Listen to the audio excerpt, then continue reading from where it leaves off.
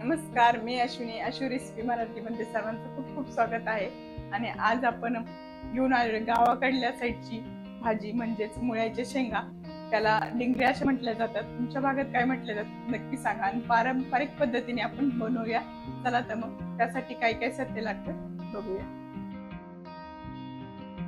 इथे मी घेतलेली आहे मुळ्याच्या शेंगा, त्याला डिंगऱ्याही म्हणतात. अगदी साधी आणि सोपी भाजी आहे, त्यावेळी करू शकता.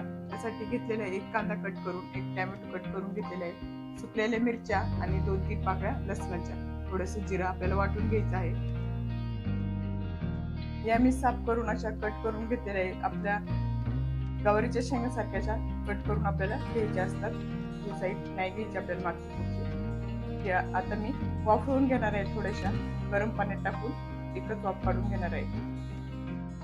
आपण इकडे वाफायला ठेवलेलं आहे, थोडंसं मीठ घालून घेणार आहे. एक फक्त उकळी आली की आपल्याला गॅस बंद करून घ्यायचा आहे. दुसऱ्या गॅसवर आपण कढई ठेवून कांदा टोमॅटो परतून घेणार आहोत. तेल तापायला ठेवलेलं आहे, मोहरी घालून घेते.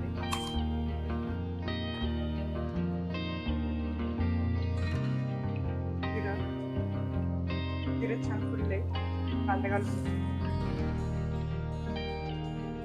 मीठ घालून चवीनुसार. कांदा छान परतलेला आहे. आता टोमॅटो आणि मिरची घालून घेणार आहोत.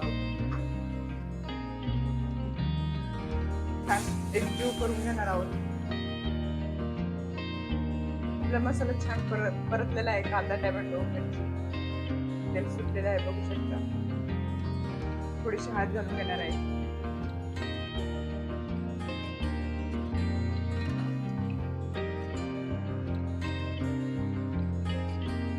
आपले डिंगरे छान वाफळलेले आहे. आता आपण त्यात घालून घेऊया.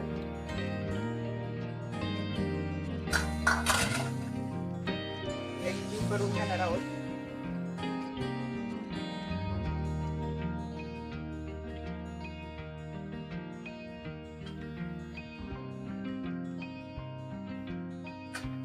झाकण ठेवून आपल्याला 5 मिनिटं वाफ काढून घ्यायची आहे.